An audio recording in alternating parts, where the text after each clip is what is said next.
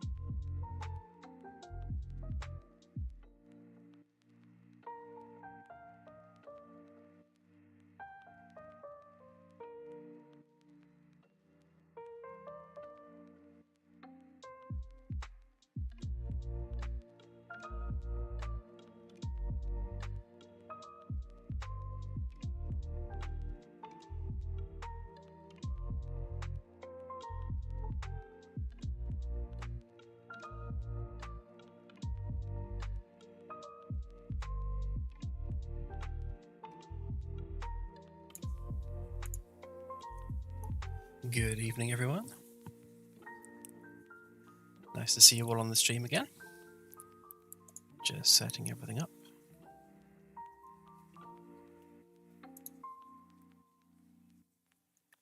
Can you hear me? Am I coming through? Is the music a decent volume? Are we all good?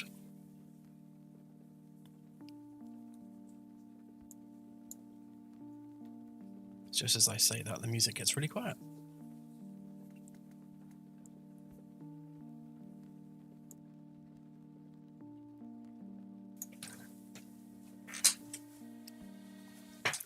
So this evening, I'm going to be doing some work on our early access roadmap document, and I've linked the document in the stream description, so you can click on that and have a look while I'm working on it. And the idea here is we want to do a high-level overview of what early access is going to look like, and then a really deep dive on every tool and every system we're going to need to achieve early access. So it's going to be quite a big document when it's done.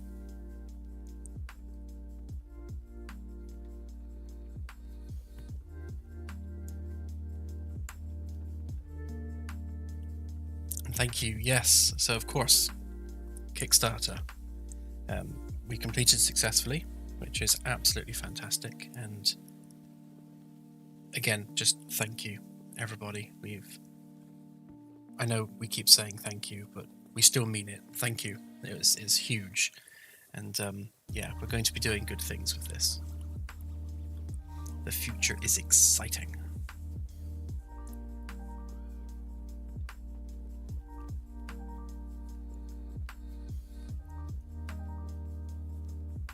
Like with the last stream, I'm going to avoid answering questions for the most part, so that I could actually get some things done. But I think we've got Claire with us in the stream, and the community at large tend to know what's going on. So feel free to drop some answers in the chat if you know the answer.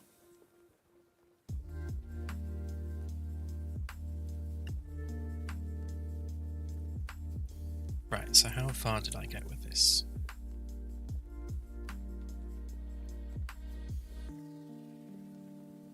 So starting with the ship simulation, we need all the electrical systems done, all the fluid systems done. For the most part they are, just short of some tweaking and some polishing. Every piece of hardware on the ship needs to be implemented.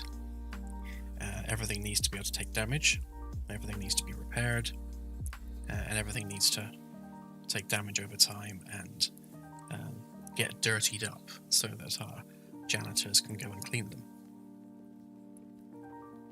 The Magellan class vessel itself should be fully polished and finished.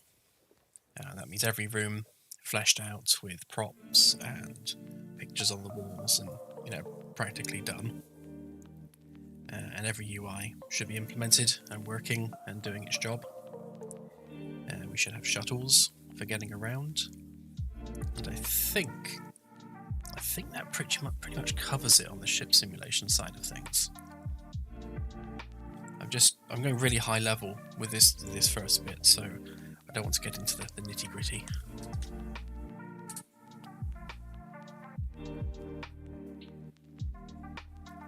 So on the Galaxy Sim side of things, again, very high level. So we want the entire Milky Way to be explorable seamlessly, which it already is, so we're halfway there with that. We've got some minor adjustments to do with the numbering in the coordinate system, but that aside, it's pretty much there. We need to add more in the way of things to explore. So right now we only have main sequence stars, so we want to extend that to the slightly rarer stars as well. We need our alien civilizations implemented across the whole galaxy. So in the initial implementation, at least during development, that's going to be a text-based implementation, so you'll be able to scan a planet and see who lives there. And then as we get towards the end of development, we'll have physicalized versions of those civilizations. So ships, stations, and eventually them walking around. And then of course planetary surfaces and the ability to get down to them and explore on foot. Thank you for the €20, Hello1142. Didn't have time sadly the last days, but now congrats on the massive funding. I'm excited to see the future of the game now, and I'm hyped for the next dev builds, and I plan to donate more in the next months. Thank you very much. Yeah, the next dev build is going to go out imminently. What I'm going to do to give all the backers access to the dev build now is I'm going to put a password protected branch on the demo. So you'll just need to go into the betas tab, enter the password, and then you'll have access to the latest dev build. But at the same time, I've also set up a second profile on Steam, which is just Starship Simulator development. And I'll be able to use that to open up a playtest, and then all the backers will have access to that playtest.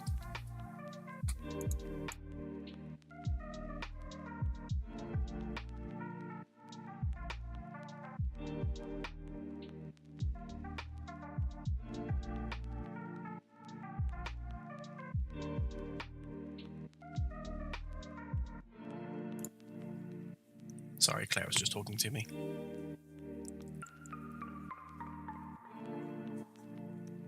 Yeah, so one of the issues we have with Steam is that it is Steam's policy that if you have a key for a game, you then cannot install the demo for that game. And that's just their policy, the way they have it. So to get around that, we need to convert the demo to a playtest, and then also use a playtest for backers on a second Steam profile. So when we put out the next big demo update, we might switch that to a playtest rather than the demo. It'll still be publicly accessible, but you might need to click a button to get access to it. But we'll look into that.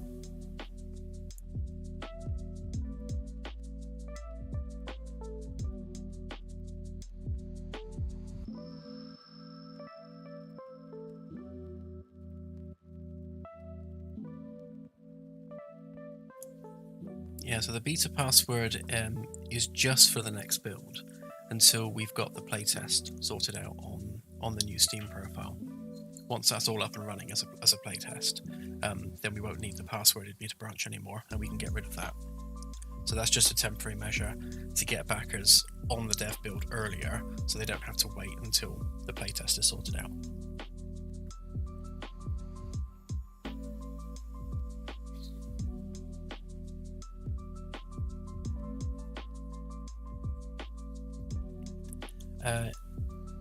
Yes, Scotty, the dev build will be on the old dev build as well.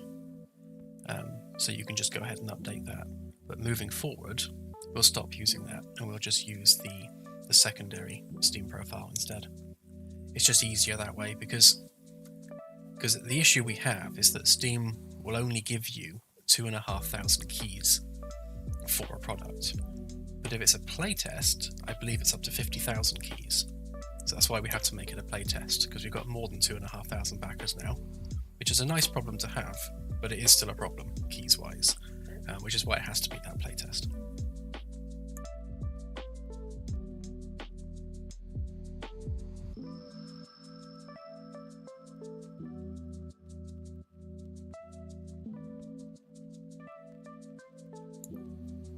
Ah, I see we have the lovely Rini in the chat. Welcome, nice to have you here. Do we have Burr lurking in the background as well?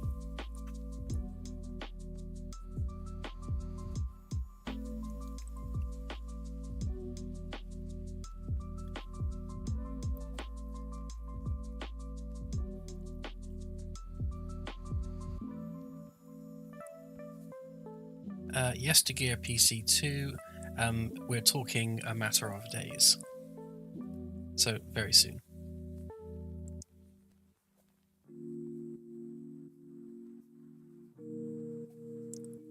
And yeah, hello 1142 just mentioned the Discord roles.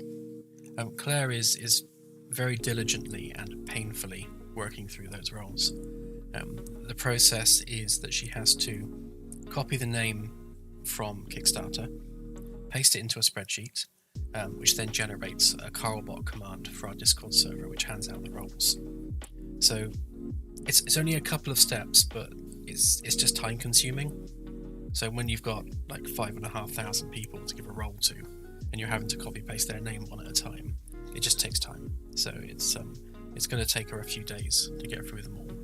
But I mean, literally, she has spent a couple of dozen hours doing that already, to the point she's been like practically falling asleep at her desk. So yeah, she's definitely putting in the hours in.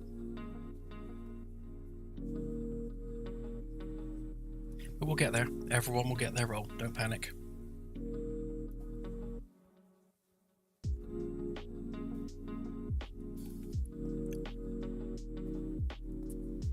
Okay, so back to the Galaxy Sim. Just trying to sort of rack my brains as to what counts as a high-level overview item. So the whole galaxy, an array of stellar objects to explore. I'll add moons into that as well, including moons, because we don't have moons right now.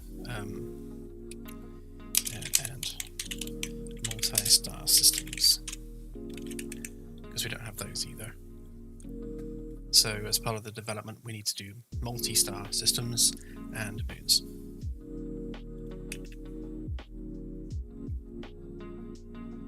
I think that's about it at a high level. So gameplay mechanics wise, I think I'll separate that out into individual roles just to focus on those.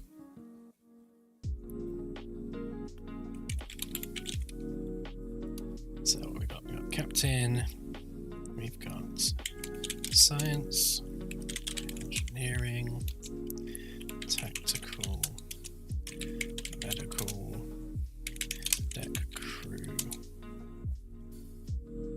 and the chef role / janitor, and I can never remember what they are called. Hang on, I have to actually scroll down and look.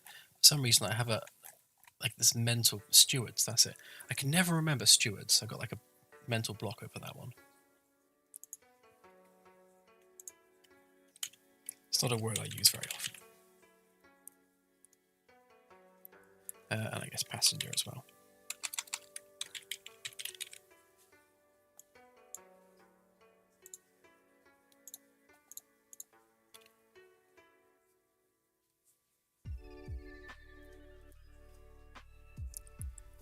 So, as the captain, you need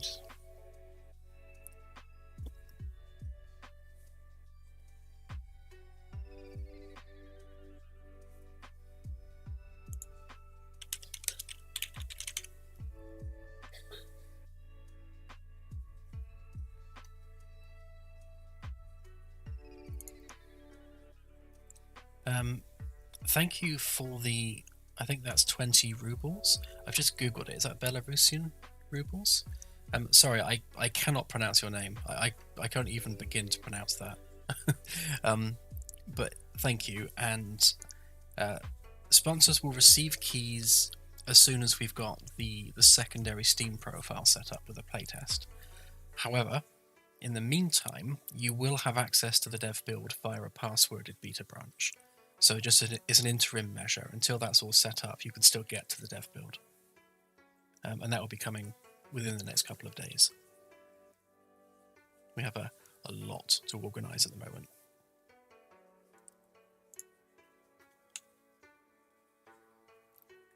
So Captain, so we need the ability to issue orders to the NPC crew.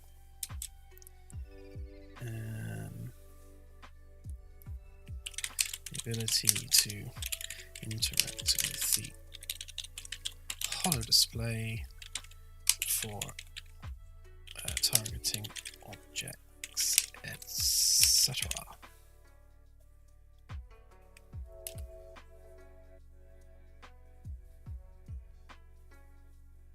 So science would be the ability to use the sensors console to scan for objects of interest. And I think, because I like bullet points, we'll make these bullet points. The ability to perform scans on physical objects retrieved from planets.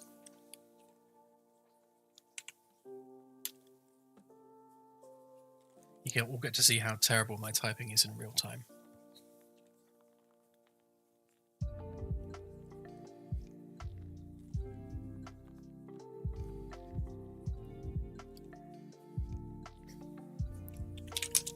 The ability to send probes to planetary surfaces to retrieve samples. That should probably come before that.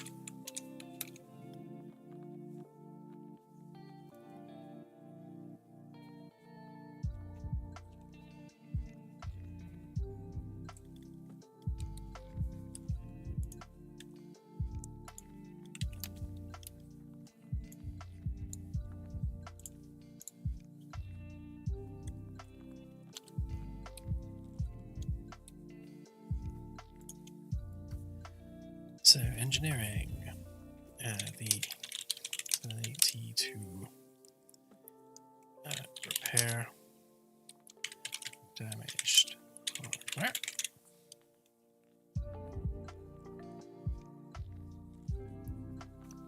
So I'm just thinking about this now in terms of how these roles are actually going to work in practice. So I suppose the other thing we need on here is jobs board implemented and generating tasks to complete.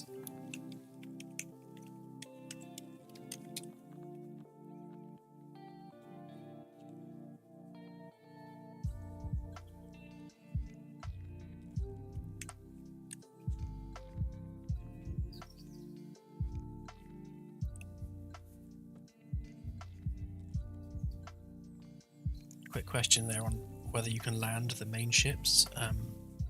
Probably not ever. Things might change depending on how the tech gets developed.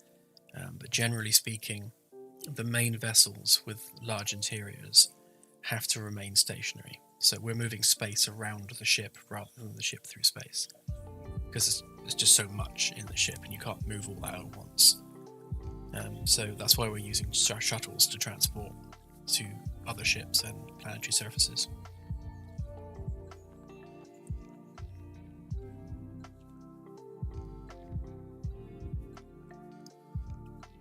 Acting Commander Commodore Delta, yes.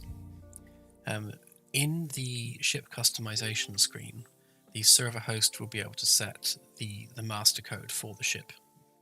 So you can apply that to the doors and also some engineering functions like the ability to shut down the reactor will be locked behind the same 4-digit code. And you'll be able to lock all the doors in engineering immediately with that code. And we'll also change the way codes work on doors, so that rather than having to unlock the door with the code and then have to lock it again afterwards, when you press the open button, it will just ask you for the code. If you get the code right, the door will open, you step through, and then it will just close and remain locked.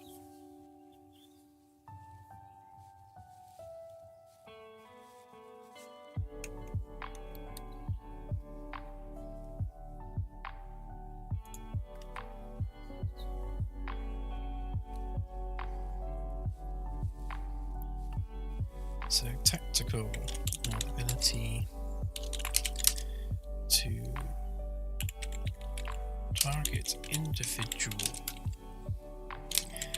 subsystems on other missiles, ability to fire the ship's main weaponry.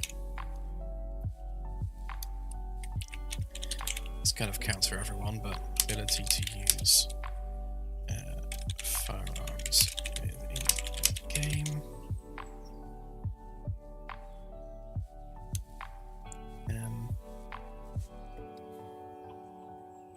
And kind of more relevant for the passenger role, we're going to have the ability to sabotage equipment for the ship. And then tactical, we'll be able to find evidence of that.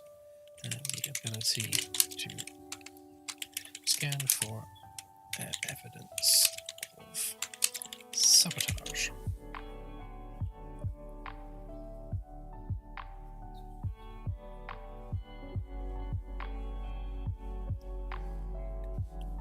The sidearms in the game are going to be energy based, so you won't be able to blow a hole in the side of the ship with them.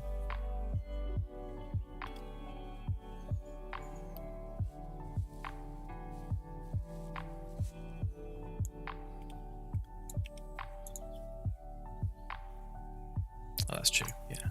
Guns go pew pew.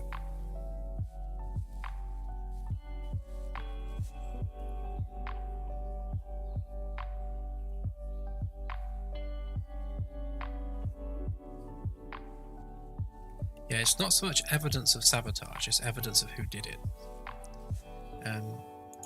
So, who committed sabotage.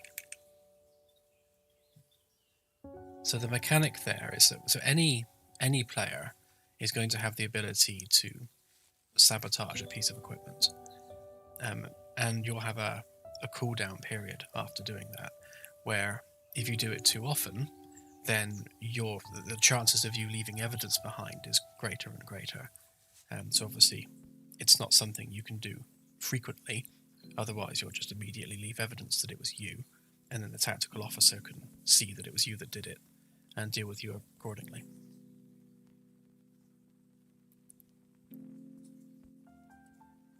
Yeah, tactical and internal security are the same role.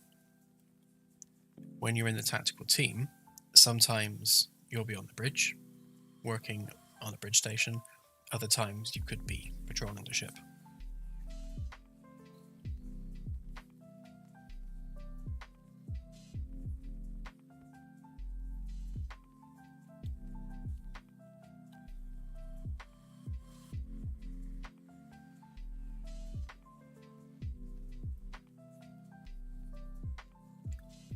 Yeah, we're going to make airlocking people how you ban people from games. So if someone's being a pain, you can send them to the brig, and that's where they'll stay, either until they've cooled off or until they've agreed to not be a pain. And they'll remain in that brig because it's based on their Steam ID, and that will save locally for you as a server host. So even if you host another game in 6 months' time, if that same player joins your game, they'll still be in the brig, because it'll still be the same Steam ID, unless they've changed their Steam account. But people have asked for the ability to also just ban people outright, so we'll make that airlocking people. So if you choose to ban them, then they'll be blown out of an airlock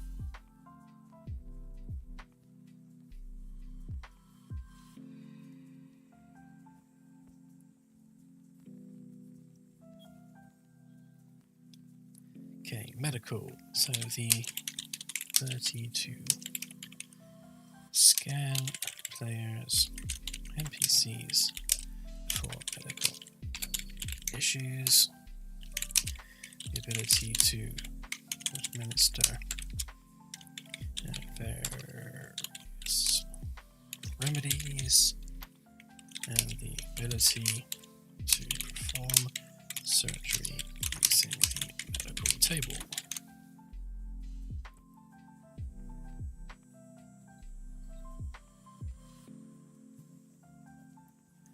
Cabot, yes. I'll put that on here so it's more clear. So the ability to perform routine maintenance. So essentially, the routine maintenance and the repair is kind of the same thing. So the jobs board for any department is driven by the needs of the ship. So given the engineering environment, obviously the game knows the health of everything, and it will prioritize the things with the lowest health and then create tasks for those things for you to go and resolve.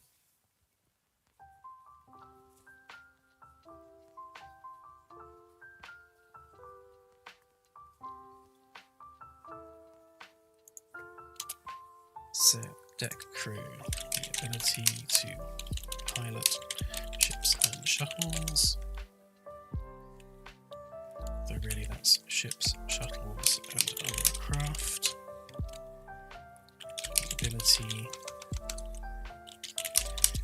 to move cargo around the ship.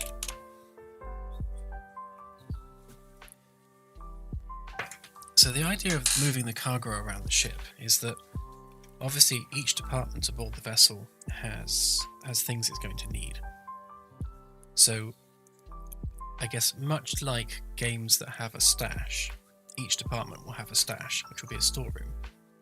And things that get generated by a department will go onto their sort of outbound stash. And then they'll also have an inbound stash, so that we're moving things from place to place. So if, let's say you bring up a sample from a planetary surface using a probe, the probe facility is going to have like an outbound stash area, some shelves. So you'll put that object on the shelf, and that being there will then create a task for that object to be delivered where it needs to go. So someone from the deck crew will come and get that object and then carry it off to whichever science lab it needs to be moved to.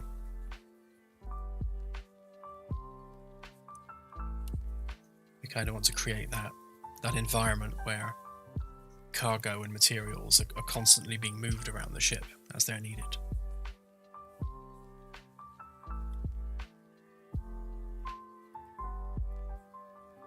I think that's pretty much the main two things that the deck crew will be doing.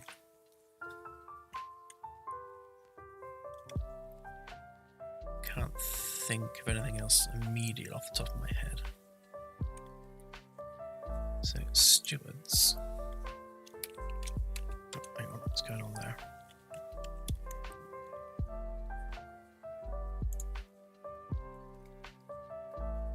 What?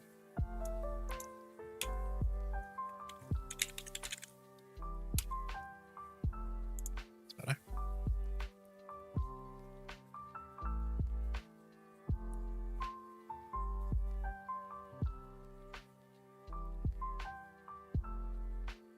Yes, Alex, the jobs boards will be in every department, so depending on what that department is, obviously those jobs will be generated, relevant to your role. So, tactical, for example, it might be, go patrol D-deck, and then you'll have to walk between some waypoints to complete that patrol. Or it might be, go to the firing range and spend 5 minutes doing some target practice. Or something like a dynamically generated task where, let's say, a player sabotages a piece of equipment. That would generate a task for the tactical team to go and investigate that action.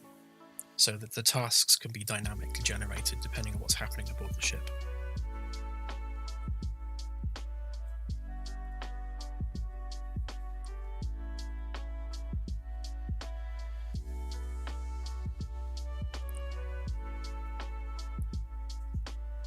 Carlton, there won't be a flight simulator as such, but there will be a training mode for it, so one of the tutorials essentially.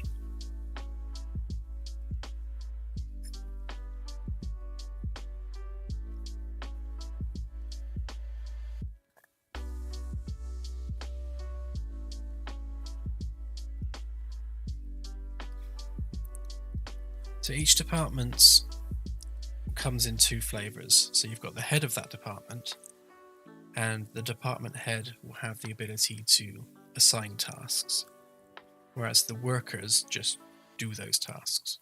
So you'll have like the chief engineer and then just engineers.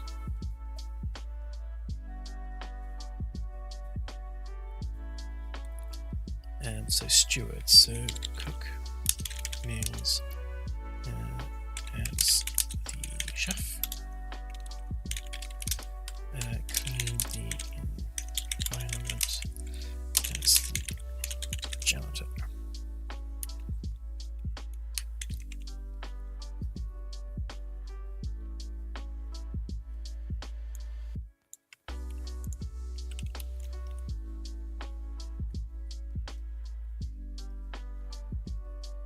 So the janitor role should be quite simple. Every wall panel, every floor bit of carpet, they'll all grunge up over time. So the role of the janitor will just be to sort of wave a cleaning tool at that square of carpet and it will ungrunge. Nice and simple, but it simulates that ship getting dirtier over time. And with the chef gameplay, we'll have the NPCs coming up and ordering food, and then you'll just prepare that and place the plate on a serving area, and then the NPC will collect it and walk off to their table. I think those roles they're obviously just in there for flavour. They're not integral to the running of the ship, but I think they're going to be fun for a bit of a break every now and then. If you just want to come online and just mess about doing something fun, then they're there for that flavour.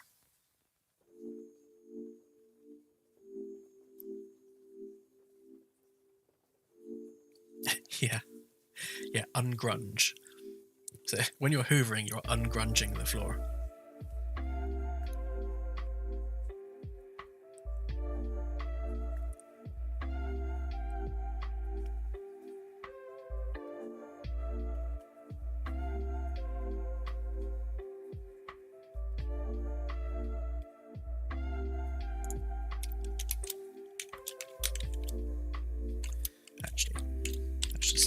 Shouldn't it? So the captain and the XO have equal powers aboard the ship. They can all do the same thing. So they can order NPCs around and set tasks and things.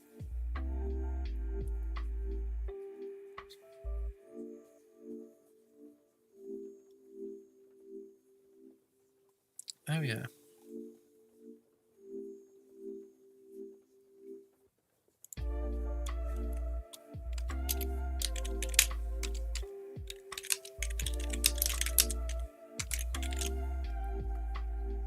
I don't think it would be any real stretch to basically use the same code that we write for the chef gameplay and just make a bar version of that as well. I think that's easy enough to do.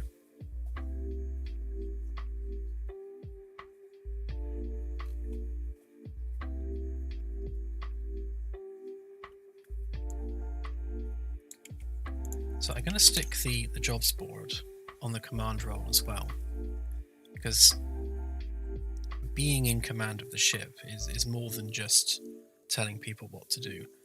Sometimes you'll have other jobs to do, like writing a log entry or answering a hail from Earth. So one of the admirals at the UN command hails the ship.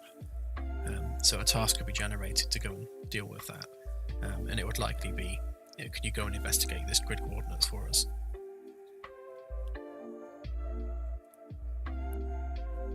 And just a note actually on those grid coordinate investigations, when random tasks are generated like that to go and investigate a certain place, it will always be near wherever you happen to be. So what we don't want is, if someone's making their way to Sat J, we don't want the UN command to say, can you look at something 300 light years behind you? It's always going to be, within a dozen light years of your current location. Sorry, yes, by Admiralty I do mean the chicken.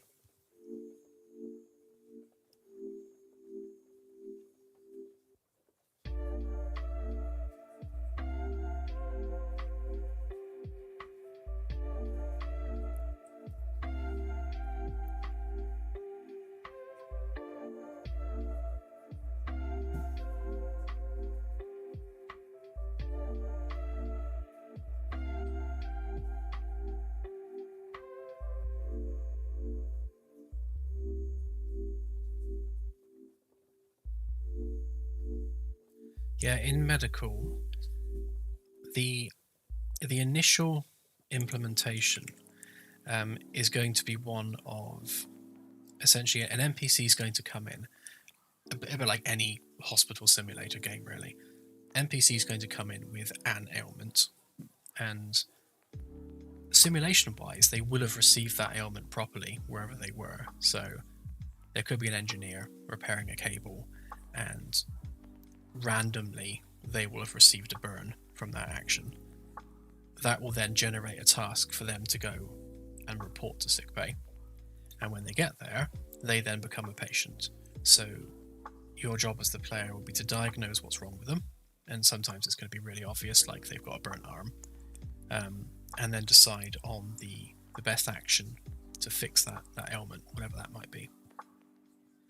So it's going to be fairly simple in its initial implementation, just so we can get a feel and get an idea of how the medical gameplay is feeling aboard the ship.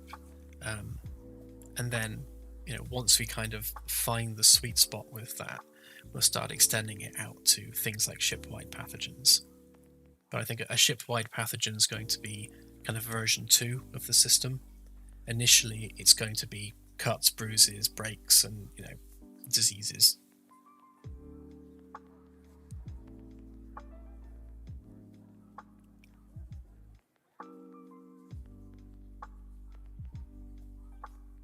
Okay, I think, unless I've missed something, I think that's all of the tasks. But yeah, and starting simple is going to be true for all of these roles.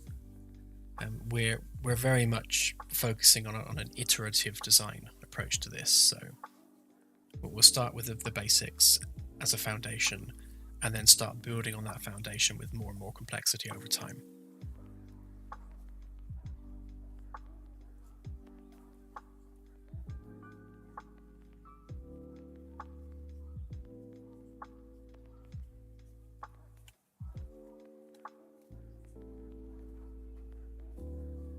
Yes, Minor, I think you're right, actually, they should be.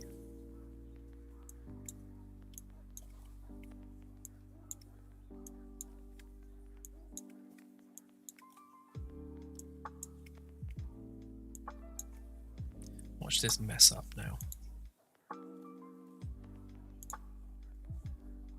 Oh no, it didn't mess up. Brilliant. Yeah, it's much cleaner.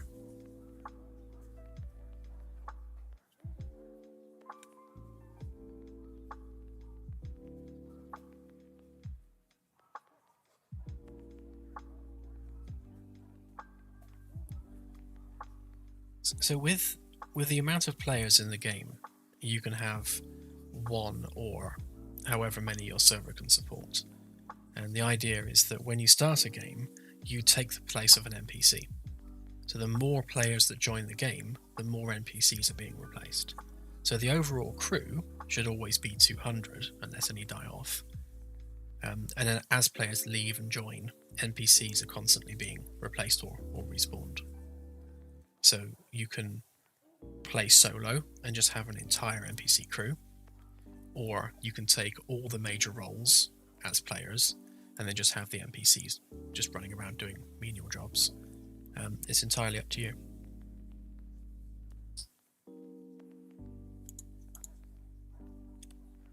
Okay, I think there's one more thing on here we need. That's perhaps for VR.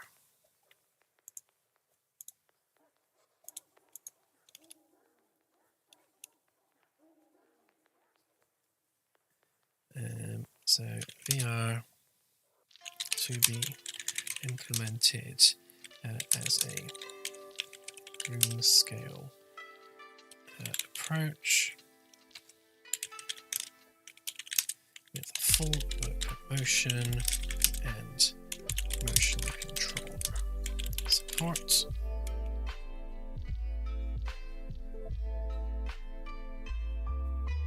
Thank you, Mr. Brian. I'm sure Claire will appreciate that.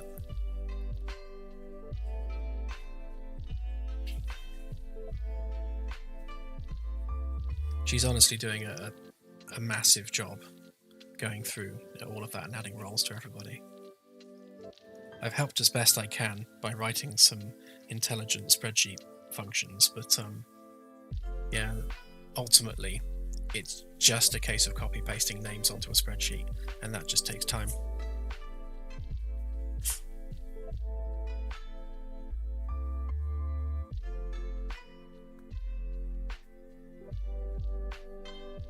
Yes, VR will have physicalized hands.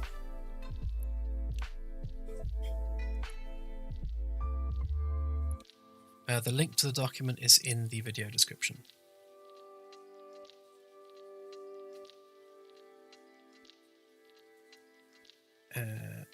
So actually with multiple locomotion options and full motion control support.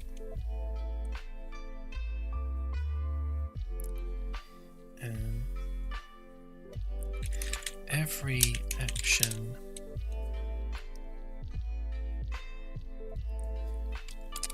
every player action should be, how best to put this? This is why it takes me so long to reply to people on Discord, by the way. I often sit and go, every player action should be equalized between first person and VR.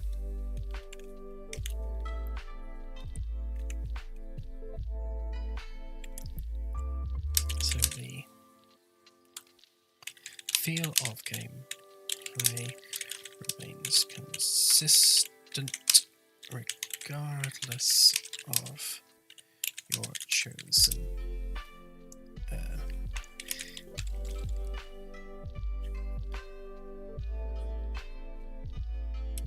input method. I'll do for now.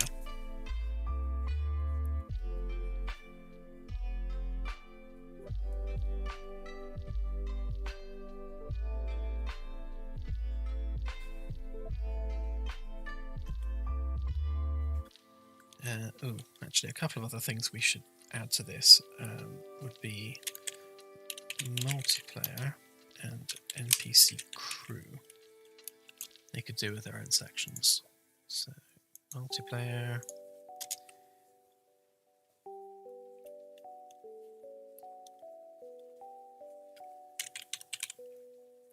Multiplayer should be implemented as a session-based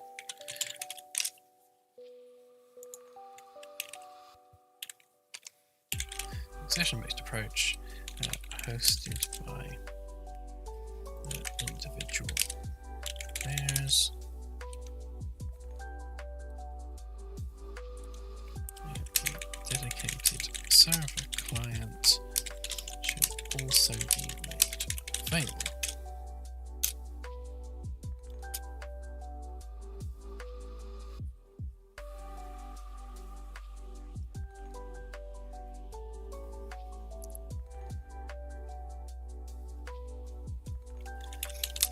full host controls should be available in multiplayer,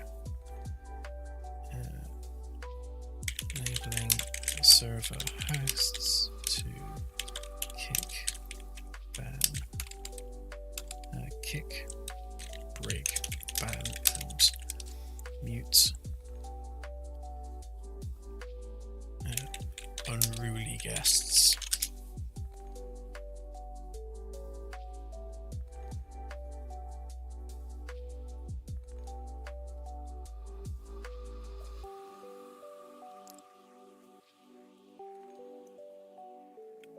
These actions should be saved locally based on the target's Steam ID and remain persistent for as long as the host desires. I.e., when you ban someone, they stay banned forever until you unban them.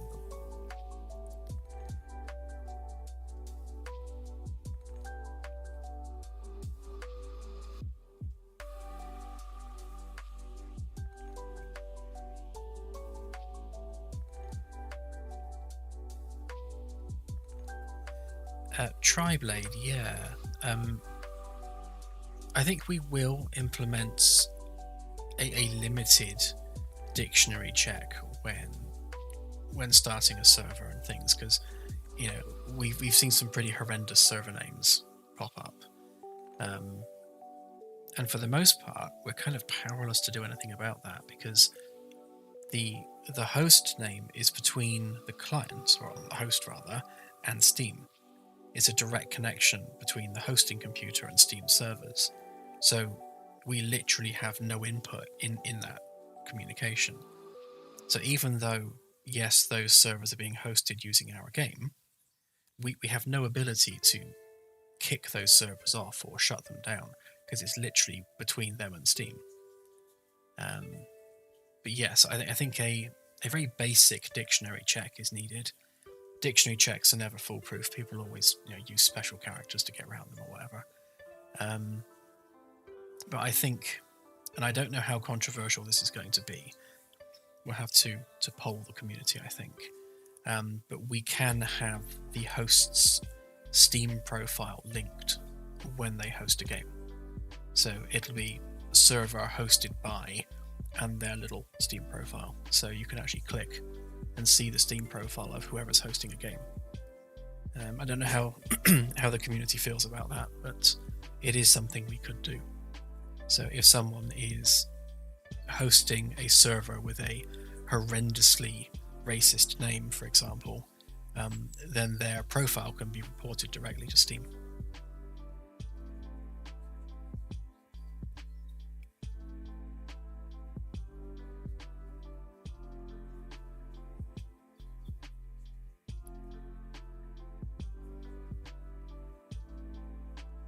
Yeah, we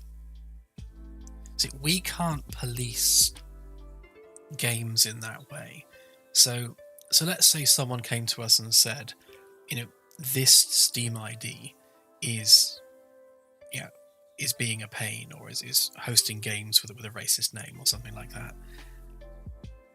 We literally have to take their word for that, or maybe they have a screenshot which we don't know is genuine.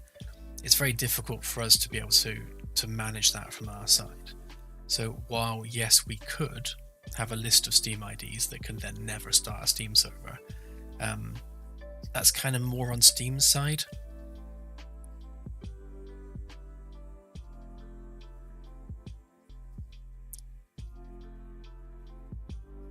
So yeah, this is very much a Steam server issue more than a game issue, and we'll do whatever we can to try and minimize the issue as much as possible, but there's only so much we can do.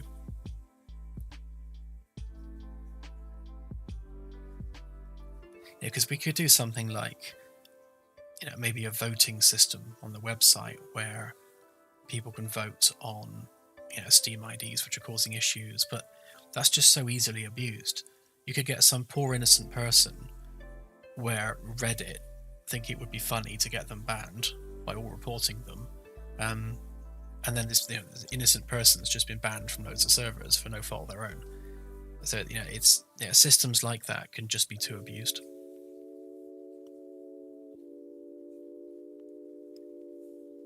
Oh, thank you, Rini. Just a little thank you from me so you can get a bit of extra cake with your tea to help clear with the mountain of work.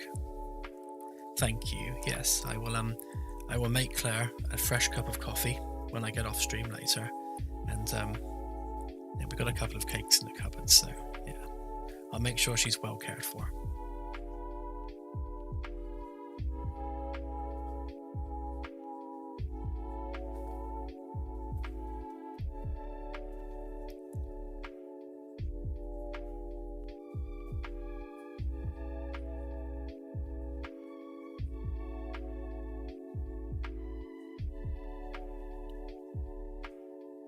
Yeah, Dave, that's actually not a bad idea. So, because I guess the issue with showing people's Steam profile when they're hosting a server is that some people might not want to get doxxed like that. They don't want people to see their Steam profile. But we can actually have a block button literally on the server host screen. So when you're going through the server browser and you see like a horrendous name, you can just block that person directly, which means you'll never see Steam games from that person again. That's probably the easiest way to handle that. And then we don't need to actually reveal their Steam profile. It can just be happening in the background with their Steam ID. Although, that said, Steam IDs are not considered to be like personal sensitive information. The Steam ID of your Steam account is literally in the URL of your profile. So Steam themselves do not consider the Steam ID as being personal information.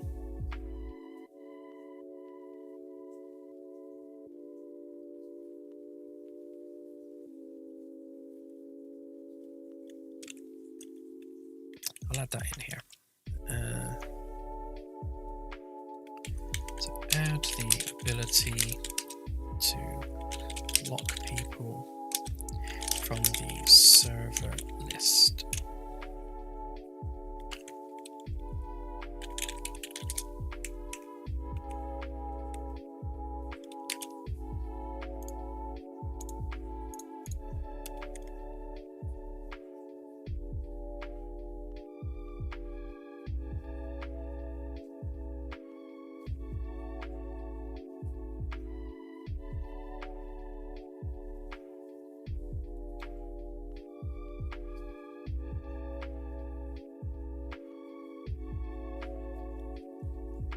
So with the NPC crew, we need the full crew of 200 NPCs implemented on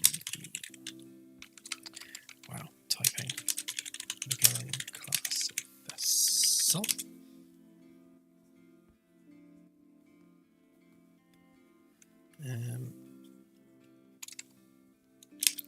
With the ability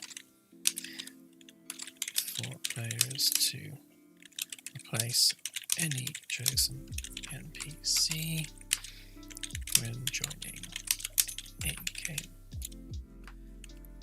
when starting or joining a game.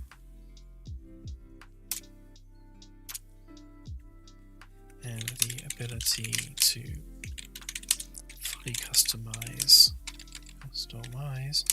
your NPC crew roster when starting a new game, from their names to their visual appearance.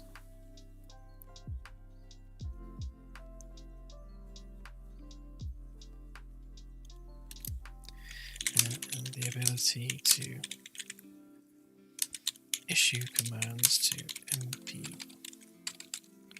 NPC crew members if you are in the command department or you are the head of their specific department.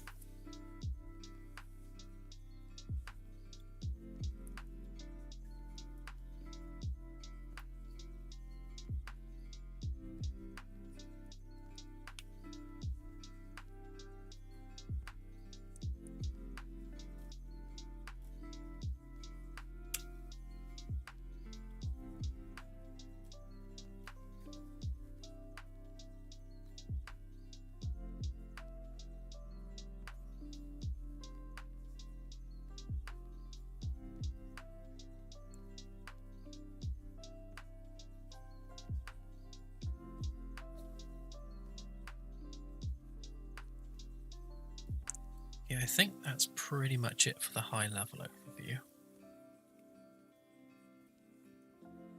And I'll probably flesh this out a bit more as we do the deep dive, because things will crop up which I've forgotten.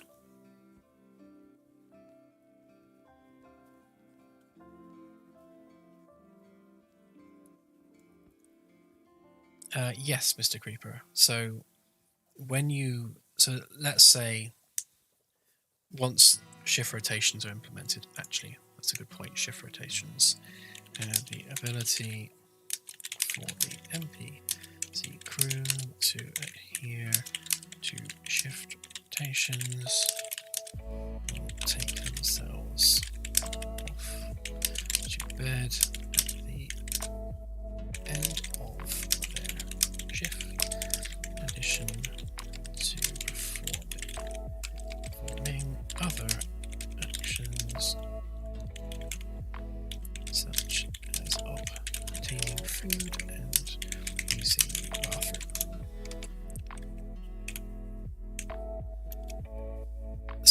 So let's say you've got 66 crew members in bed, so 200 crew members in total, 66 per shift on a 3-shift rotation, which means you're always going to have 66 on duty, 66 doing entertainment things, and 66 in bed. If you call general quarters, we'll probably replace the generic red alert with a couple of different alerts. So general quarters is essentially battle stations. So if you call that, then all the NPCs that are in bed are going to get out of bed and report to their duty stations. Maybe minus the science crew, because the scientists are essentially civilians on the ship. So all the people that run and manage the ship itself will get out of bed and go and do their jobs.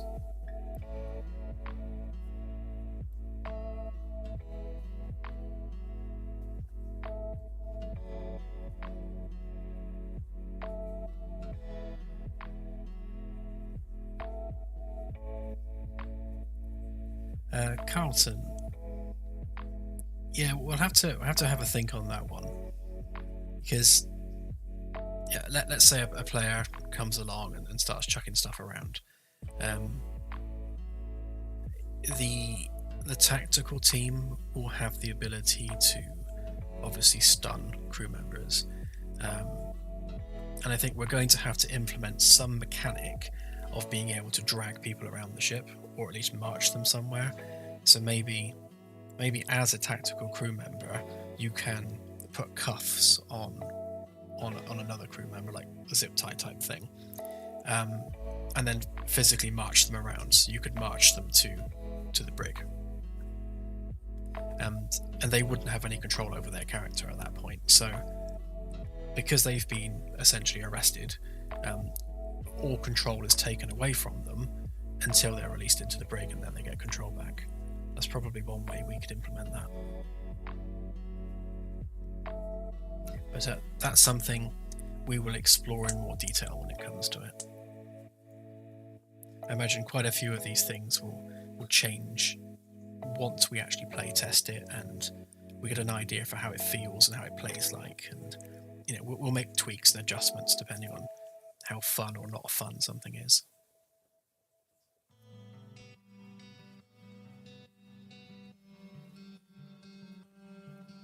Peter, yeah, and that's the danger of this. So you could have someone on the security role just running around griefing everybody, And I think at that point, that's where the server host needs to just press the brick button. Because if the people with the guns are the ones doing the griefing, then really the server host is the one with the power to stop that.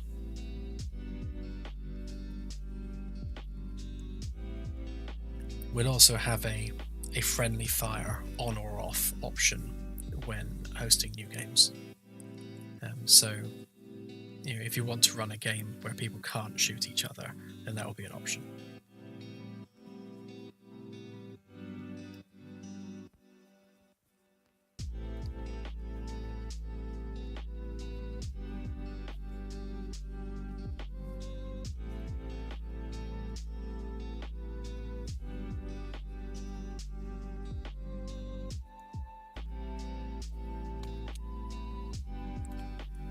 Let me just start doing the bare bones bit for this a sec.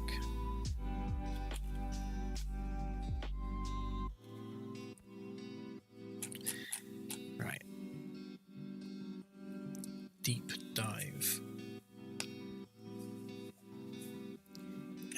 So this section of document covers each of the planned gameplay systems in detail.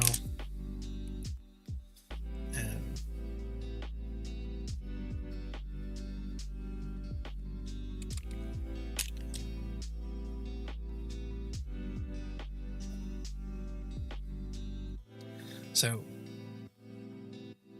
I'll cover the order of development after this, I think. So we've got our deep dive in terms of what the features actually need to be, and then we need to have early access order of development.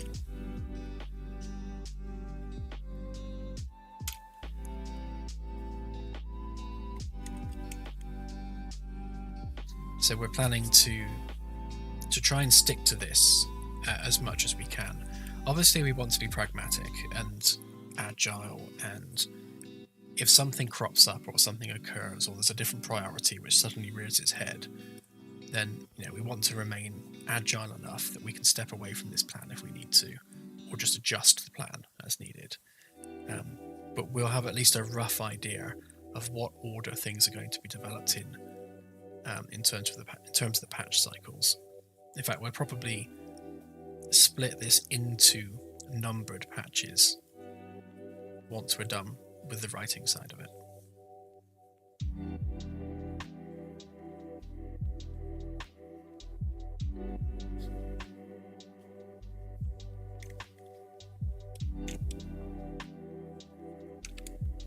So this section of the document covers each of the planned gameplay systems in detail, along with specific tools or systems required to implement those features.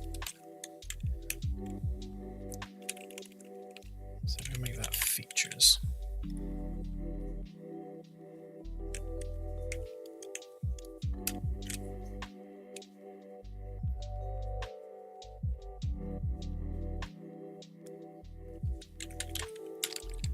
So we've got ship simulation. Do I do this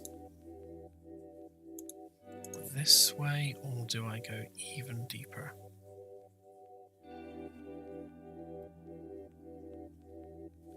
Okay, I'll start off by just doing a deeper dive on this, I think, and then we'll tweak it.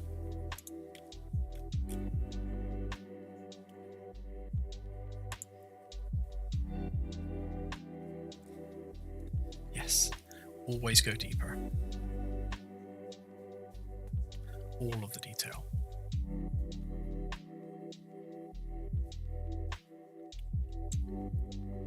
Right, so every ship systems, that would be, let's new page this. What? Why would you do that? What's going on?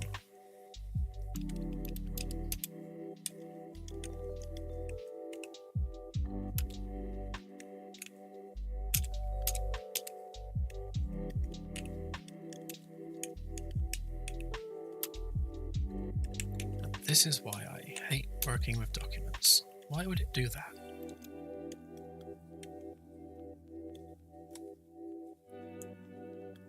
Can I like backspace from there? No. Oh well.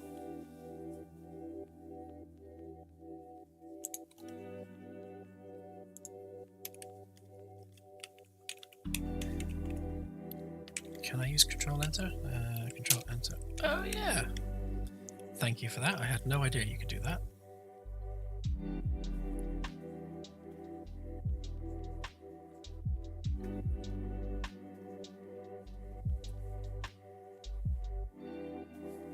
I think I'll do a lore document separately.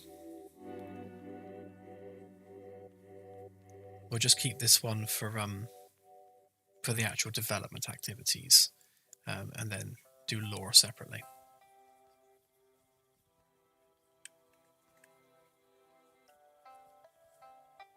Okay, so what do we have? So we've got the electrical simulation. We've got the fluids simulation. We've got the air pressure, or just air, I think, simulation. Thank you, Dave. Another crisp £5 sterling towards the shed fund.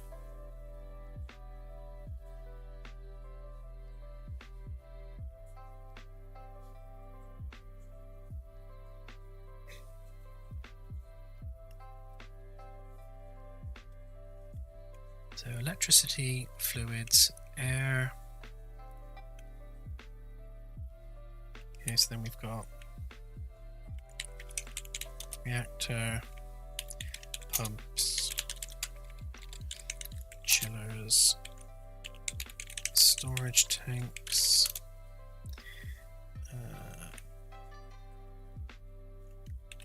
FTL coils,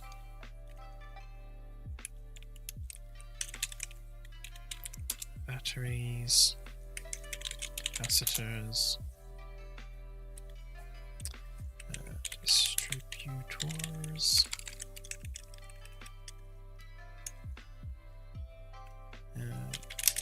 engines, LCS thrusters, railguns, railgun turret, and then we've got turret, laser, lighting, windows,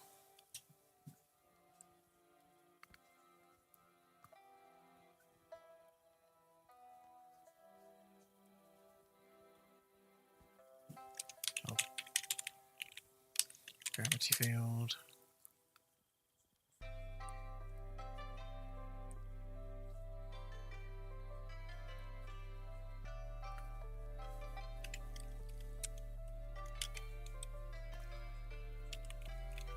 Oh yeah, that's a good point with the magazines. So you've got your railguns, railgun magazines, yeah.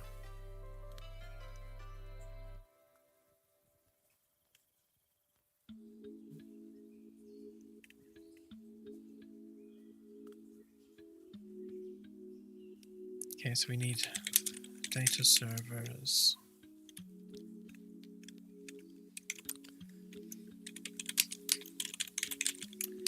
Actually, I'll put that there because we'll do that next, I would have thought.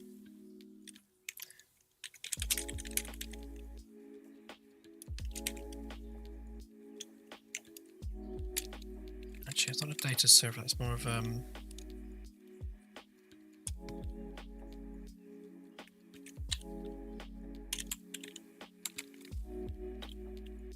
compute.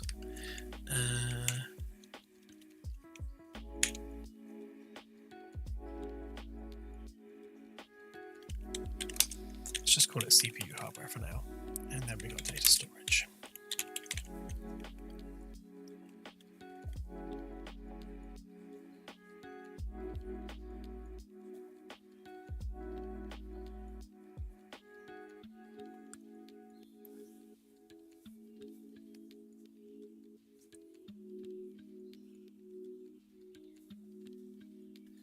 so how this is going to work. So every, like the RCS thrusters, for example, they will have an associated server that runs them, doing the compute for that.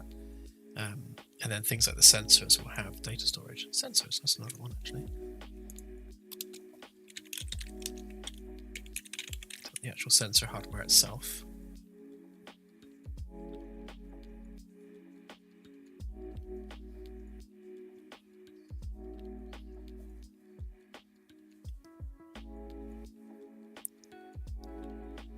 Oh, thank you, shields. Yeah, that's another one.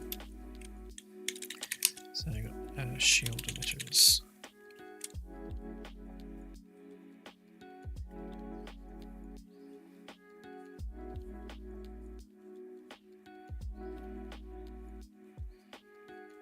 Yeah, when it comes to data storage, so we're going to have storage modules, and sort of programmatically in the background, each one of those are going to store the data that you scan. So if we've got some structs with lots of arrays in them, then each data storage device will host that struct.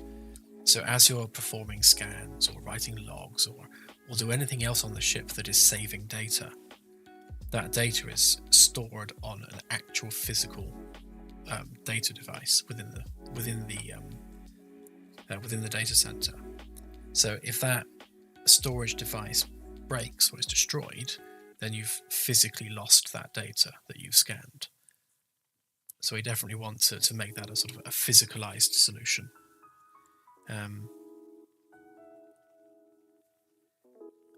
Yeah, we're not going to simulate a RAID environment. You'll be able to copy data between storage though.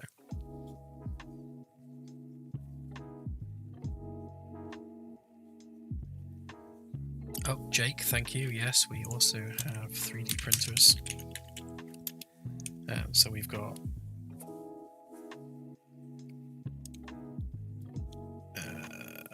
just 3D printers, and then we've got organic 3D printers.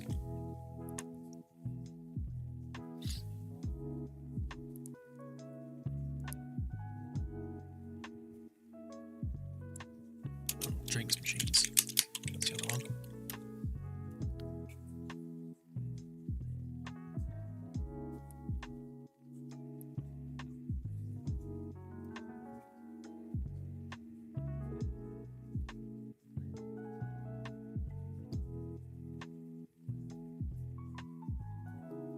Yeah, there's a few things in the medical facility. So you've got... I'll have to split this up into sections in a minute. So we've got the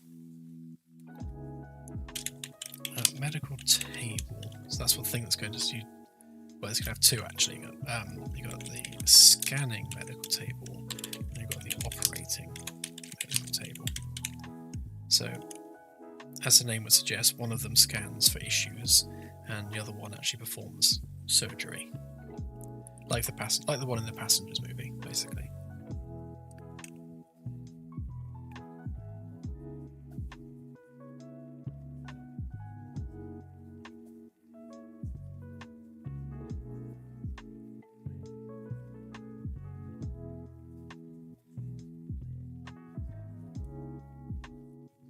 There's going to be a bunch of handheld tools, but I'll handle those separately. So these are all the things which are essentially wired into the ship.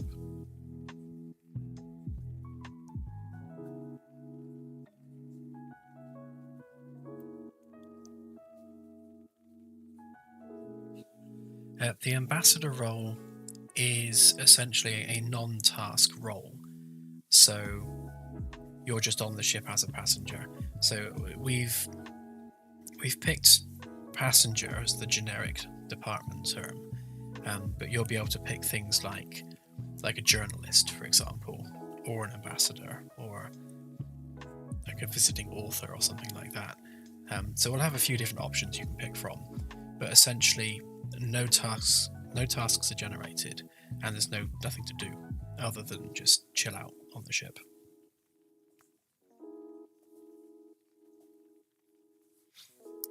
Fredichet. Yes, I'm taking suggestions. This is mostly me just trying to get my head around the full list of things that we need to develop. 2 reasons. 1, so that we can hone in on exactly what resource we need to employ. And then secondly, so we can work out what order we're doing this in.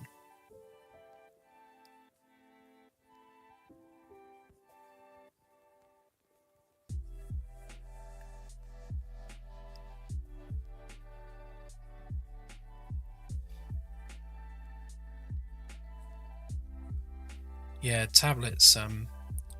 Tablets will be used for something. Probably a few things. I think there's quite a lot of interest in using tablets for checklists and things. So, like the cold start checklist, you could use a tablet to go through that, which I think would be quite a nice way of doing it without having to do the tutorial.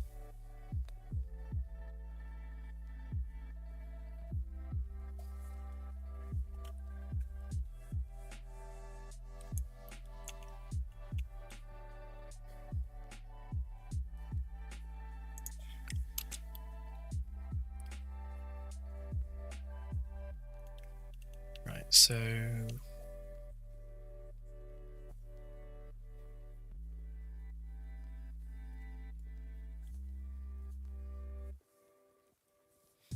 Gravity will have an in-ship module. There will be a field coil that generates that.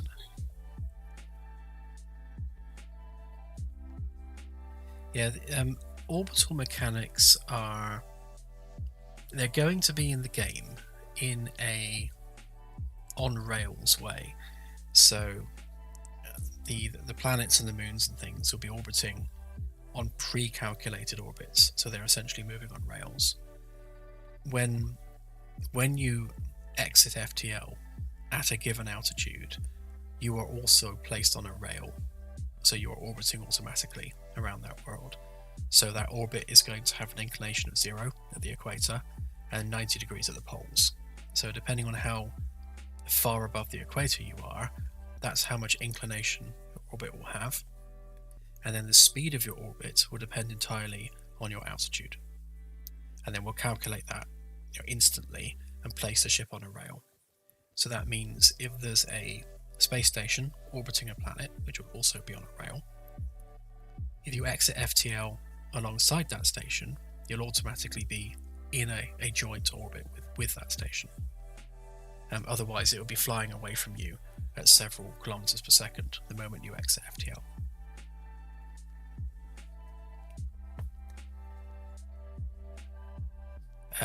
Where's Why? Thank you for the $9.99. Love this game. Thank you. So do we.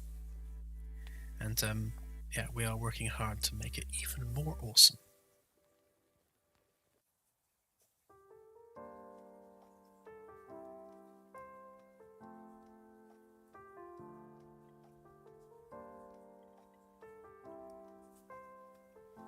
Yeah, botany I will look at. Definitely need some stuff for that. And yeah, some kind of an inventory system is going to be needed. I'll have a whole section on the player character, and that can go into that, because I think what we'll do is we'll have just slots on your personage, probably just like 1 to 0 on your keyboard, just for storing things. But we'll also have a wearable backpack as well. So it would be nice when, if you could put a backpack on when you go down to a planetary surface, and then fill that backpack with stuff, rather than having to carry it. And the nice thing about doing that is those backpacks can then store those items. So if you were to leave a backpack, say, in your crew quarters and come back to it later, the objects that are in it will still be in it. Again, we're trying to make the player's interaction with the game be as true to reality as possible. So we think at every step of the way, it's what would I do if I were doing this for real? How would I do this if I was doing it for real? And then we'll try to make the game implementation as close to that as possible.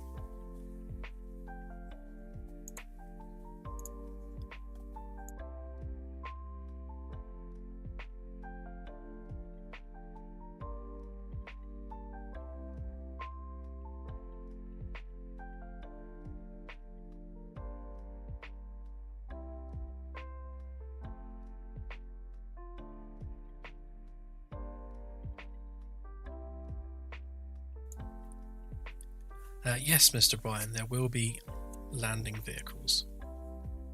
So we'll have two forms of shuttle by default.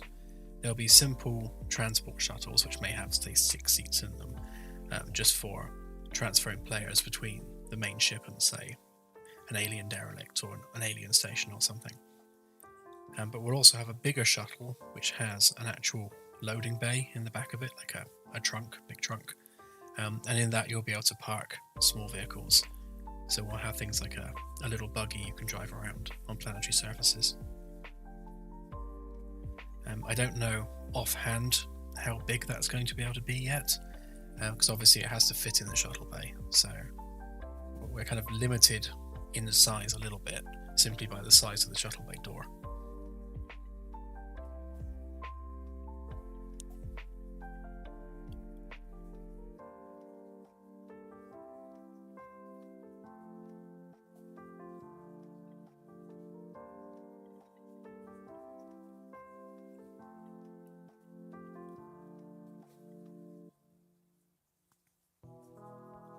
Yeah, modding support is an awkward one. And not because we have anything against modding, because we're quite happy to support modding. It's more the complexity of it, because with everything being simulated, like down to the electrical wire, making a new ship for the game is no small task. It's not just a case of making a pretty external shell. You literally have to route every single wire, and without the in-game tools that we use to accomplish that, it's hard to do that externally through modding. So that's one for the future. But yes, we don't have a problem with people modding the game, but at the same time, it's difficult to support it because of the complexity involved.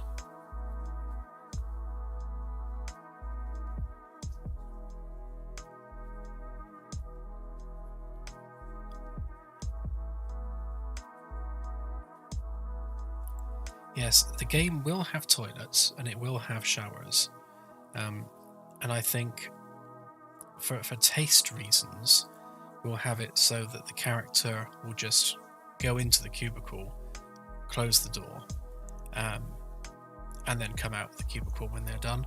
So say you're in first person and you go to use the toilet, your character will just disappear into the cubicle while you sit in third person and wait for them for 2 minutes. Well, not 2 minutes, that's ages. For a few seconds. And then they'll come out. We'll play with that anyway and see. But the same with the shower. So your character will hop into the shower, it will be misted, you can't see anything, and then they'll get out.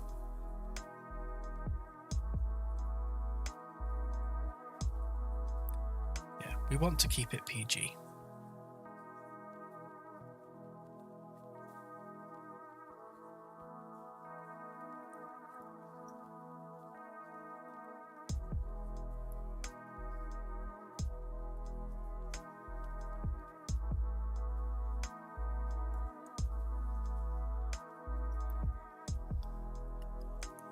Yeah, that's a good question, Martin, about the shuttles. So yes, the ship will have a limited complement of shuttles. I'm guessing, given the size that we've got, probably about 8 off the top of my head. It might be a bit more than that if we go with some smaller ones for other things, but probably 8 reasonably sized shuttles. And if they're all used up, then you'll have none left. But we will include a shuttle manufacturing area, so like a giant 3D printer, essentially, which will build up shuttles. So if you do lose them all, you'll be able to make another one.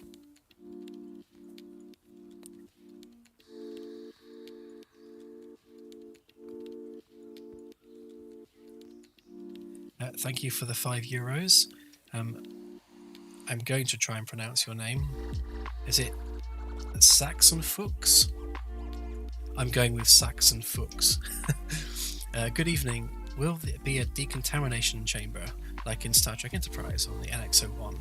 And greetings from Germany. Hello, Germany. Yeah, so we won't have a decontamination chamber in the same way that it's depicted on the NX-01. We're going to make it so that when the shuttle passes through the field, like the force field in the doors, that sort of irradiates the surface of the shuttle and clears off any microbiomes or anything like that. So the shuttle exterior is decontaminated the moment it enters the shuttle bay. So that's that fixed.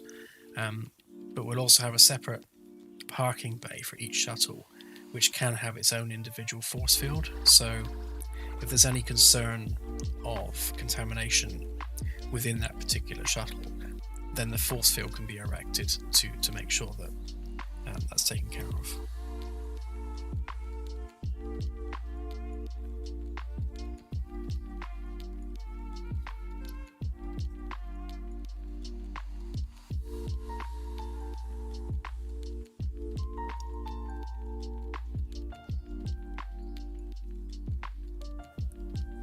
DH, thank you very much. We'll be able to have pets. Yeah, I definitely want pets to be a thing. I have debates with Claire about this, because Claire quite rightly says that we shouldn't be bringing alien creatures off of their home planets and keeping them as pets. Even if they're non-sentient little fluffy things. You know, that's their home planet, that's their environment. We shouldn't be taking them out of it. And we shouldn't be encouraging that way of thinking. But little fluffy things are cute, and I want one as a pet. So I think we'll continue to have that argument. But yes, pets will be a thing.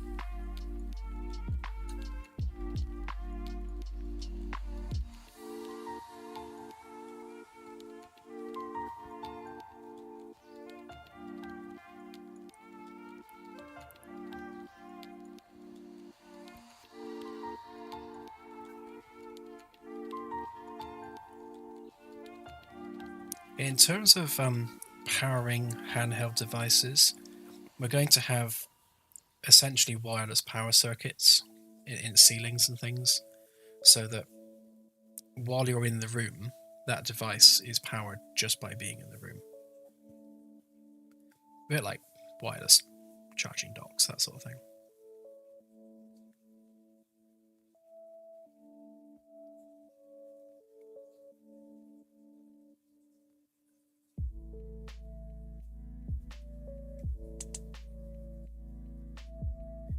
Yeah, we'll definitely draw the line at experimenting with DNA. We don't want any dinosaurs on the ship.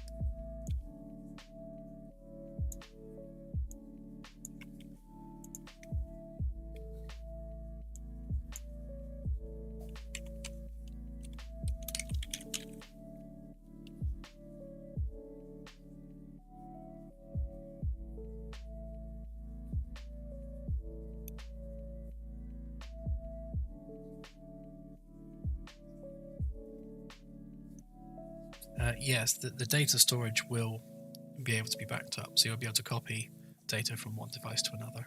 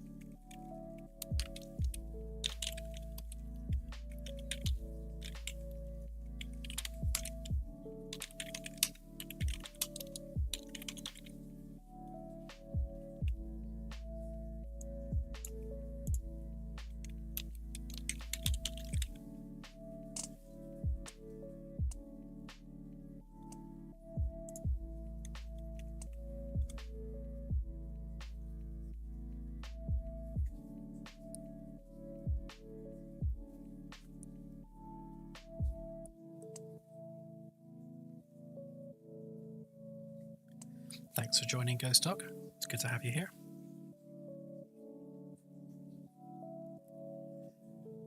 Foxton, no, we're not planning any kind of base building on planets. The way we're approaching this is that your Starship is a mobile base in its own right. So all the base building activities that you'd be doing on the surface, that's what you'll be doing on your ship.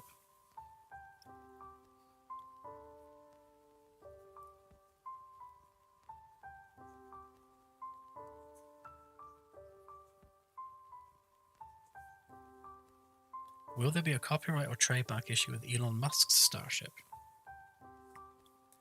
Only if we build one. The name is a very generic name, so that's not something that can be copyrighted.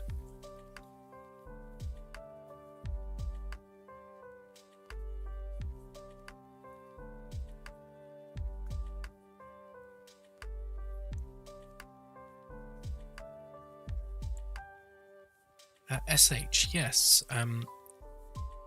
Once we're over this super busy period, then we're going to add some of the Kickstarter tiers on Ko-fi, because Ko-fi supports one-off payments, and eventually on our website as well. So we'll have just like a shopping cart on our website. That won't include the 2 top tiers or the bottom couple of tiers, so it's probably just the 50, the 100, and the 500. So that's design a planet, design an alien race, and a lifetime content pass. What we're going to do with Patreon and Ko-fi for the monthly tiers, we're going to rename those to Gold, Silver, Bronze, because there's a lot of confusion over the monthly payment support tiers having the same name as the one-off payment tiers, and that's just causing all kinds of headaches. So we'll probably do like £5, £10, £15 as a supporter on Patreon or Ko-fi, and then the one-off payments will be the same tiers that were on Kickstarter, so they'll be Captain, Commodore, and Vice Admiral or Rear Admiral, whichever one the 500 was. I always get Vice and Rear Admiral mixed up.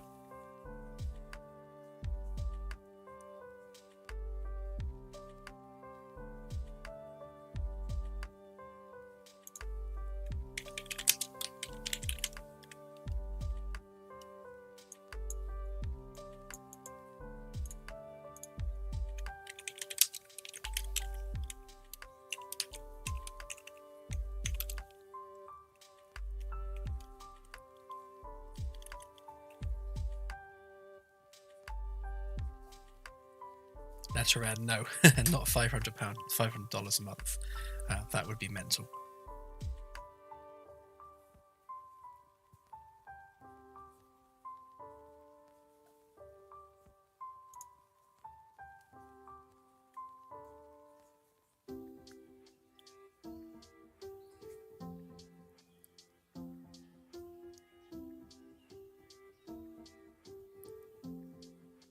So the data side of things, so alright, if we take, let's say the FTL coils as an example. So the FTL coils will have capacitors with electrical cables. They'll probably have coolant with helium as coolant, and they'll also have data components to them because the computer needs to manage the coil and the energy it outputs. Now So that means those devices will have a data cable, a fluid pipe, and an electrical cable. So you've got 3 utilities, essentially, servicing that piece of hardware. If any of those 3 services stops, that hardware won't work. Same with say, the RCS thrusters.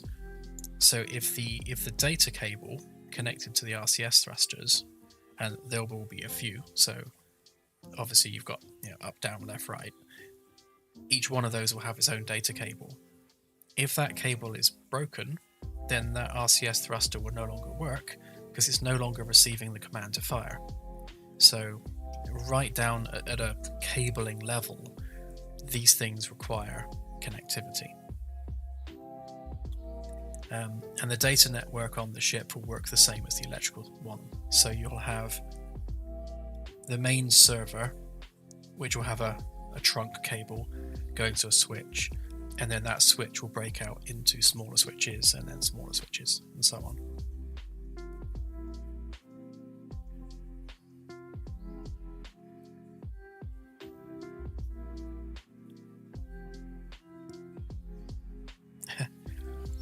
And the comment of the evening goes to, at least they'll die laughing.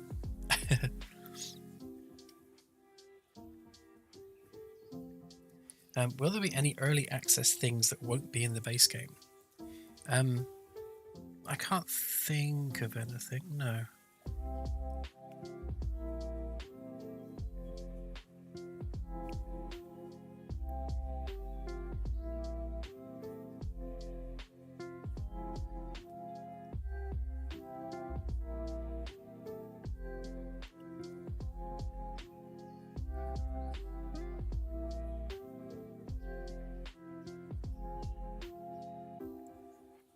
Nathan, yes. So if anything overheats, it will take damage. Everything will take wear and tear naturally over time. So simply by being used, the health will slowly tick down on things. You know, we'll balance out how quickly that is through testing, because we want things to wear out enough to be meaningful, but not so quickly that it's annoying. But then you do have a full engineering crew of NPCs, which will be going around repairing things and, you know, keeping them in tip-top condition. And then we'll have an upgrade path for everything on the ship, where if you 3D print a replacement using a better material, then the durability of that item will be higher and it won't wear out as quickly or take damage as quickly. So over time, as you're finding better materials and 3D printing new parts, your ship naturally gets stronger and stronger over time.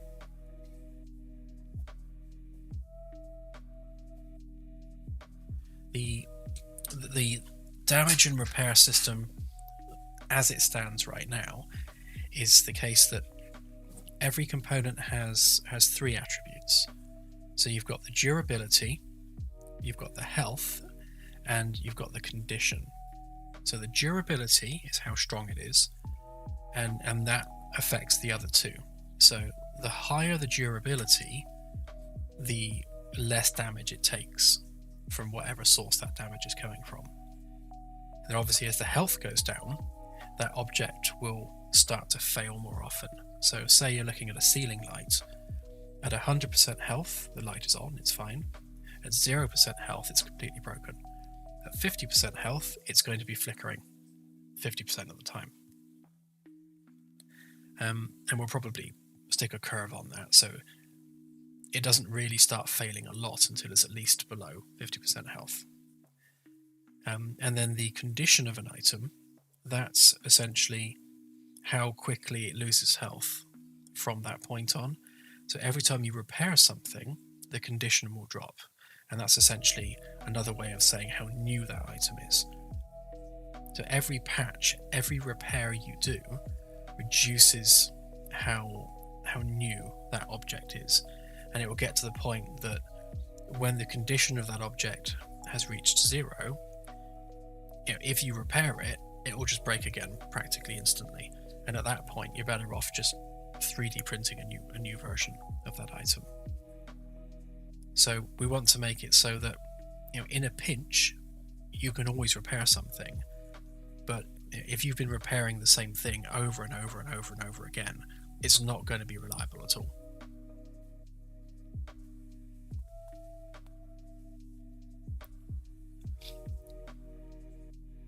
So Andrew, yes, exactly. So in order to keep it sensible, obviously with things losing health over time, we don't want any real noticeable effect until the health drops reasonably low.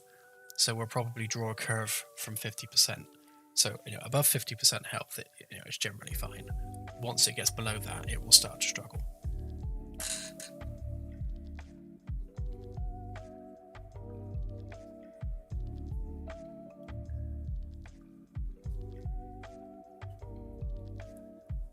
So to replace an object, you would have to remove the existing one. So say it's a cable. You would remove that cable, which means it would disappear from the world. And then you 3D print a replacement. And then when you, say when you've 3D printed it, you will have a roll of cable in your hands. That's how that will be presented to you. When you use that roll of cable in the gap where the other cable was, you'll have like a ghost of that cable appear, and then you can just click to put in that new piece of cable.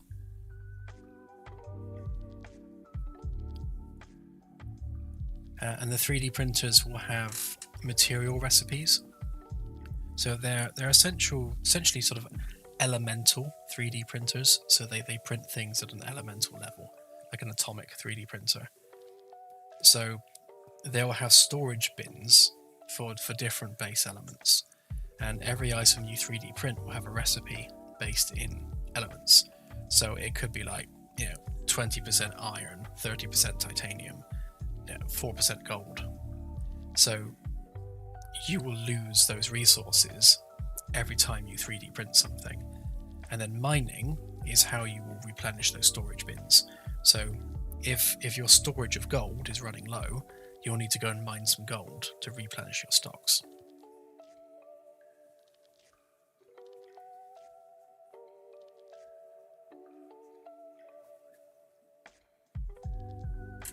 Yeah. So there'll be one of the shuttles will be a mining vessel. So it's not so much a shuttle; it's a utility vehicle. So you'd rock up to an asteroid field with the main ship, and then you'd fly out in your little mining craft, and then you'd go mine a few different asteroids depending on what materials you need.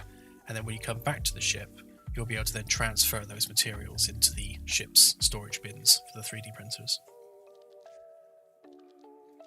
Or trade, there will be alien races that can offer you those things.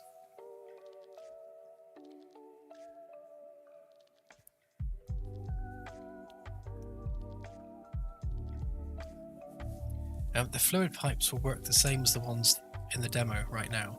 So in the demo, where you have to open and close the valves, they'll be the same.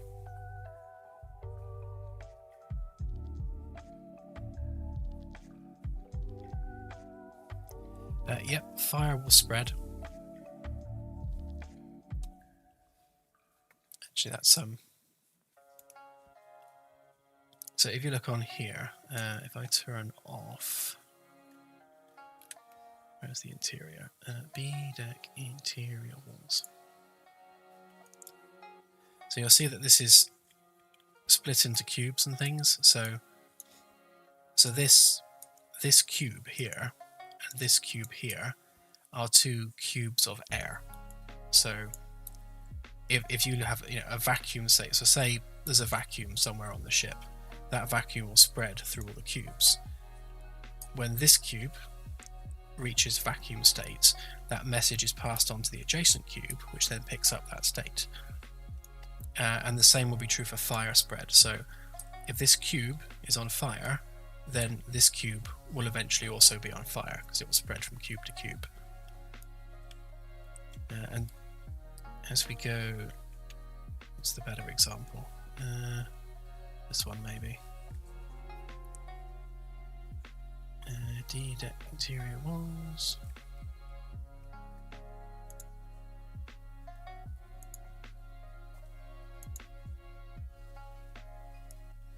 No, not that one. Which one was it? Oh, this one. So here you can see it more clearly here.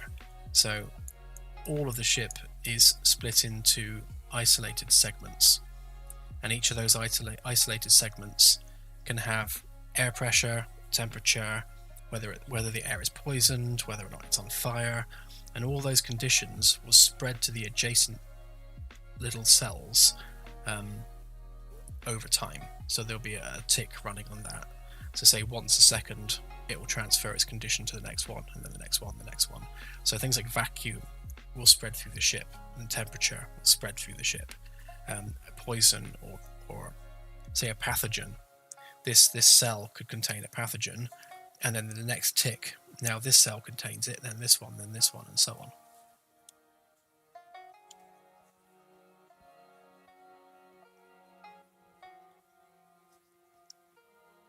Yeah, so it's not going to be a particularly complex system. It's just going to be, this particular cube or cell has these states, and those states will then spread to adjacent cubes until you get to a door. So this is one of the bulkhead doors. If this door is closed, then this cube will not transfer its state to this cube. That door will stop that from happening. And the same with rooms and things as well. So unless the door is open, it won't spread. Yeah, exactly. Different types of states will spread at different speeds. Vacuum will be, instant.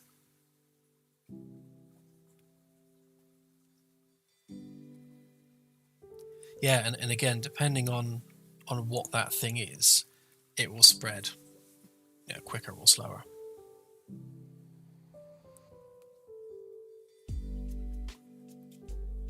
Yeah, we're not going to use force fields in the ship. We want to try and keep those sci-fi tropes like as minimal as possible. So, if closing a door fixes the problem, then we're going to go with a door rather than a force field.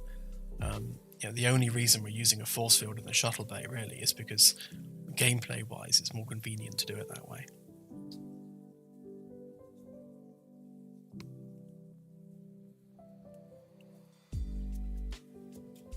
Yeah, eventually you will be able to recruit aliens to work on your ship, but that's quite far off in the future because we need to think about, first of all, physically modeling those aliens so they have a physical representation on your ship.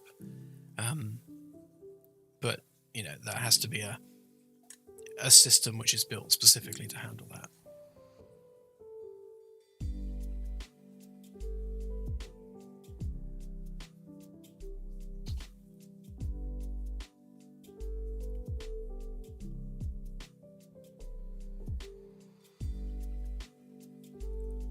Yeah, so if a room or section of the ship is in vacuum, then as soon as the source of that vacuum is fixed, then air pressure will re-establish.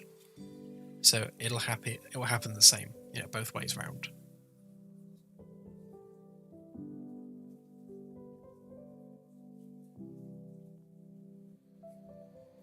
Yeah, playing alien races is definitely also a thing.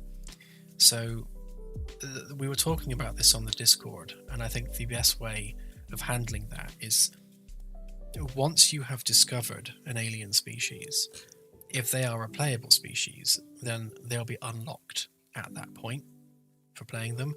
So say all the species that, say, the backers have designed, let's say all those are playable. Now we don't want all of those, like 2,000 odd species, suddenly appearing on your character customization to select from. That's going to be a huge list. So we'll have it so that once you've met them, you can then choose them.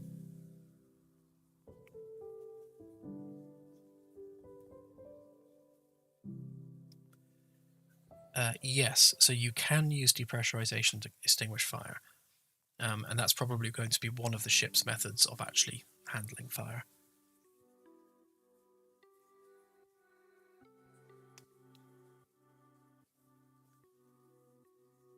The ship's actually using a fusion reactor. So it's helium-3 fused with deuterium in an aneutronic reaction.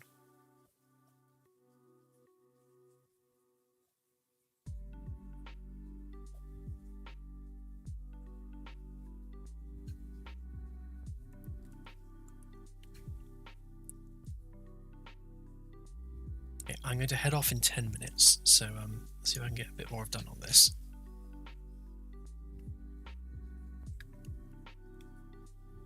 So we were just talking about air simulation, so I'll stick that in here.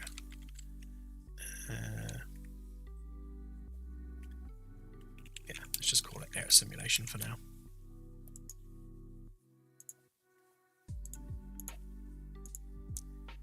So that is, so we've got air pressure,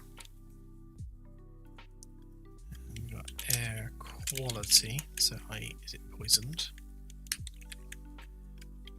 air temperature, and then fire spread.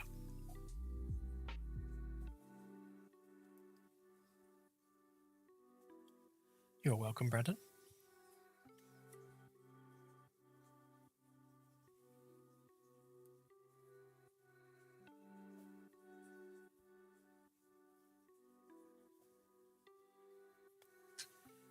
When meeting an alien species for the first time, will it be predefined whether they are hostile or not? Yes and no. So, if you make a mess of the diplomacy, then they could certainly become hostile. Or if you just open fire on them without any reason, they'll become hostile. But there will be some species which are just generally hostile. They'll be on the rarer end of the spectrum. So there will be a full spectrum of like how xenophobic they are, how aggressive they are, all these different stats that will be implemented, so we know, so we can define the overall feel of a species and how they approach outsiders. If all the dice rolls go bad for that particular species, then they could be highly xenophobic, highly aggressive, with a really high tech level as well, and they're going to be a bit of a nightmare in the galaxy. But I like that because the galaxy should have some danger in it somewhere. So if you discover a planet that has a species like that, one, you know never to go back there, or two, you go back there when you're more powerful and lay down some sweet vengeance. And three, you let other people in the community know, don't go there, that place is bad. And it's encouraging that sort of community working together and map making, which I'm really excited about. So, we need to have places on the map that are like, here be dragons, don't go there. But one of the things that cropped up is obviously some people don't want combat in the game at all. So the way we're going to handle that is most likely we'll have a difficulty slider where if you choose to essentially put it on easy mode, then if an alien species intends to attack you, then they will inform you of that via a hail. We're going to open fire, you've got 60 seconds, or we will open fire. And that gives players that want to avoid combat the opportunity to leave the area and not have to deal with the combat. So, it won't be this instant attack. You've arrived at a star system and suddenly you're being attacked. So for people that want no combat, that's, I think, probably the best way of handling it without sort of messing with the integrity of the game. Whereas people that don't mind combat or want combat, if they just leave it on normal, then if a hostile species is going to attack you, there will be no warning. They will just attack you. But yeah, I think that's probably the cleanest way of handling that, so that we can give combat, so we can make the galaxy dangerous. Essentially, that's the whole point. So the galaxy can be a dangerous place without forcing combat on people that don't want it.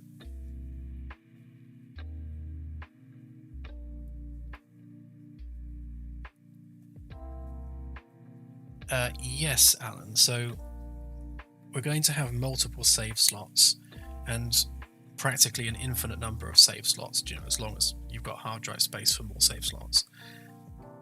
So you could have, one mission where you launch peaceful and exploration, and one mission where you want to play it a different way, perhaps go rogue and go around attacking everyone if you want to. Obviously that's not the experience as we've designed it, but we don't want to limit player options. So if you want to be sort of a maniac going around just shooting at everyone, you will be able to in a different save game.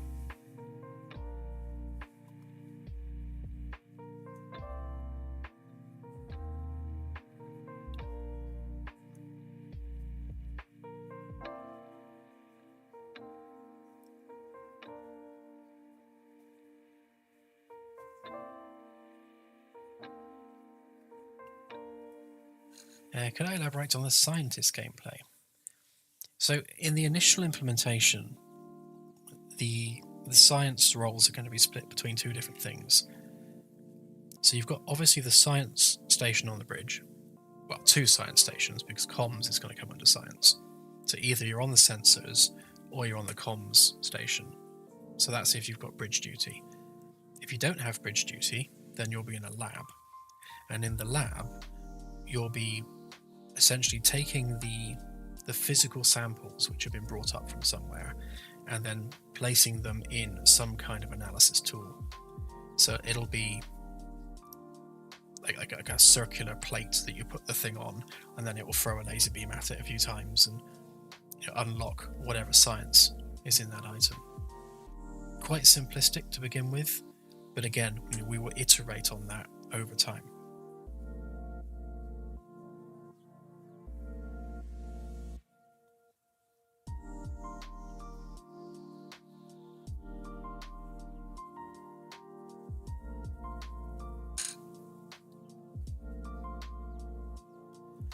Scapular, yes, there will be.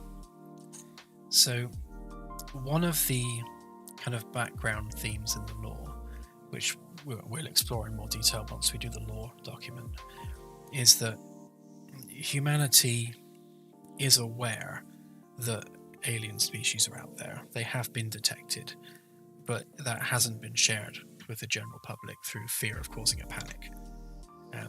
So the presence of aliens out there isn't really widely known in humanity until technology has reached a point where everyone can see that for themselves.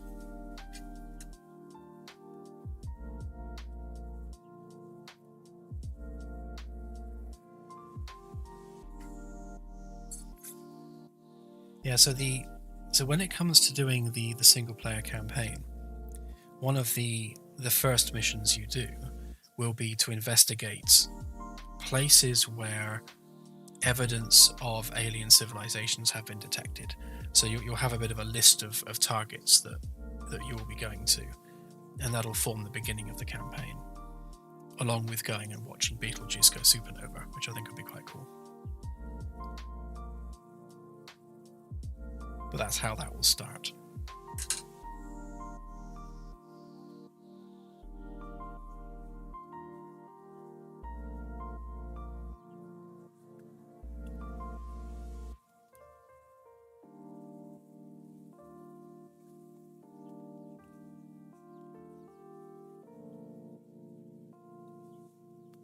Yeah, well, we will expand on the story for the single player campaign once we get a little bit closer towards it. But yeah, we've got some exciting things planned for that.